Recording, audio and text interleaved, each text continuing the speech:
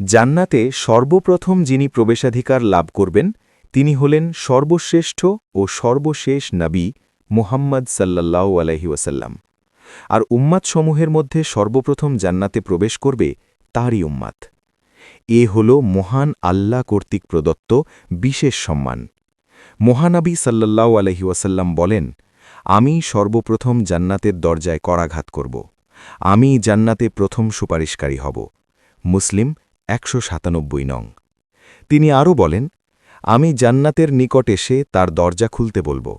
দারোয়ান ফেরিস্তা বলবেন, কে আপনি? আমি বলব, মুহাম্মদ। দারোয়ান বলবেন, আমি আদিষ্ট হয়েছি যেন আপনার পূর্বে অন্য কারো জন্য দরজা না খুলি। তিনি আরও বলেন, আমরা দুনিয়ায় সর্বশেষে এসেছি, আখিরাতে সর্বপ্রথম কিয়ামতে উপস্থিত হব এবং আমরাই সর্বপ্রথম জান্নাতে প্রবেশ করব। এ উম্মতের মধ্যে সর্বপ্রথম যে দলটি জান্নাতে প্রবেশ করবে তা হল মুহাজিরিনের। সর্বপ্রথম একটি দল জান্নাতে প্রবেশ করবে। তাদের চেহারা হবে পূর্ণিমার চাঁদের মতো উজ্জ্বল। যে দলের ঈমান হবে সর্বোচ্চ শিখরে, তাকওয়া ও পরহেজগানি হবে সবার শীর্ষে এবং আমল হবে সবচেয়ে উত্তম।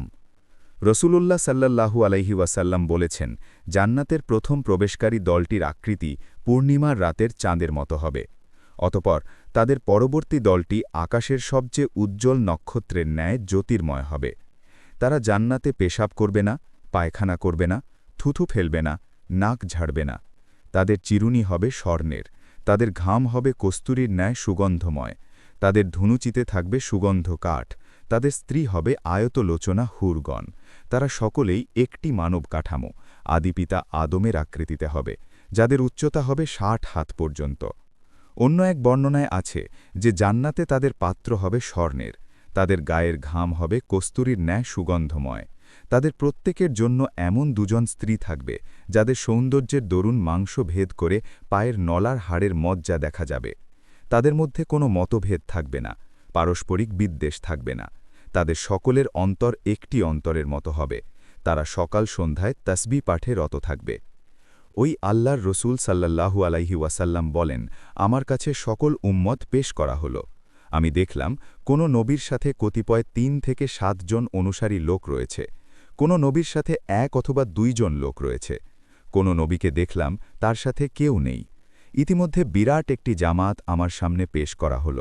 আমি মনে করলাম এটিই আমার উম্মত, কিন্তু আমাকে বলা হল যে এটি হল মূসা ও তার উম্মতের জামাত, কিন্তু আপনি অন্য দিগন্তে তাকান। অতপর তাকাতেই আরও একটি বিরাট জামাত দেখতে পেলাম। আমাকে বলা হল যে এটি হল আপনার উম্মত, আর তাদের সঙ্গে রয়েছে এমন ৭০,০০০ লোক যারা বিনা হিসাব ও আযাবে বেহেশত প্রবেশ করবে। কথা বলে তিনি উঠে নিজ বাসায় প্রবেশ করলেন। এদিকে লোকেরা ওই বেহেশতি লোকদের ব্যাপারে বিভিন্ন আলোচনা শুরু করে দিল, যারা বিনা হিসাব ও আযাবে বেহেশত প্রবেশ করবে।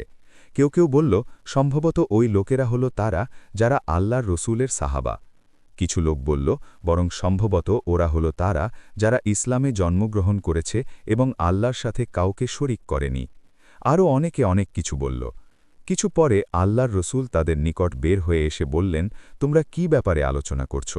তারা ব্যাপার খুলে বললে তিনি বললেন, ওরা হল তারা যারা ঝাড়ফুঁক করে না, ঝাড়ফুঁক করায় না এবং কোনো জিনিসকে অশুভ লক্ষণ মনে করে না, বরং তারা কেবল আল্লাহর প্রতি ভরসা রাখে।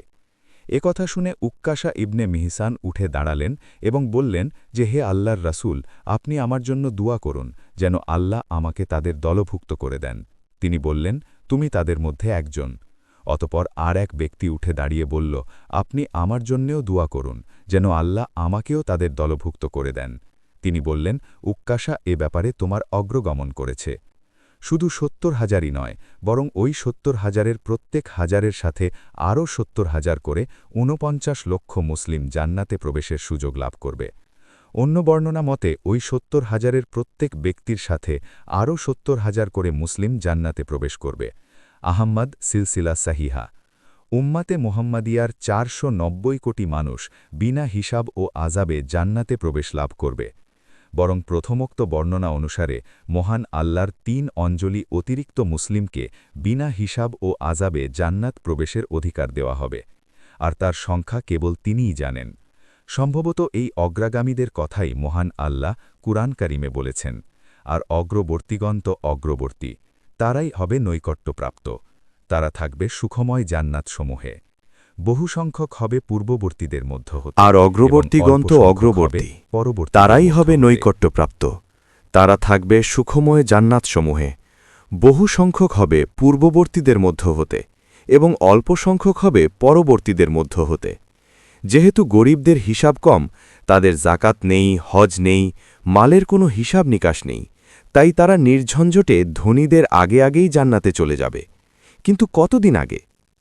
এক বর্ণনানুসারে 40 বছর আগে। আল্লাহর রাসূল সাল্লাল্লাহু আলাইহি ওয়াসাল্লাম বলেছেন, মুহাজিরদের দরিদ্র শ্রেণীর লোকেরা ধনীশালীদের চেয়ে 40 বছর পূর্বে কিয়ামতের দিন জান্নাতে প্রবেশ করবে। অন্য এক বর্ণনা মতে 500 বছর আগে। রাসূলুল্লাহ সাল্লাল্লাহু আলাইহি ওয়াসাল্লাম বলেছেন, গরিব মুমিনরা ধনীদের 500 বছর পূর্বে জান্নাতে প্রবেশ করবে। আসলে ধনী ও গরিবদের অবস্থাভেদে সময়ের এই পার্থক্য হবে। সুতরাং যে গরিব সর্বপ্রথম জান্নাতে প্রবেশ করবে এবং যে ধনী সব শেষে জান্নাতে প্রবেশ করবে, তাদের উভয়ের সময়ের ব্যবধান হবে 500 বছর। আর যে গরিব সব শেষে জান্নাত প্রবেশ করবে এবং যে ধনী সর্বপ্রথম জান্নাত প্রবেশ করবে, তাদের উভয়ের সময়ের ব্যবধান হবে 40 বছর। আর আল্লাহই ভালো জানেন।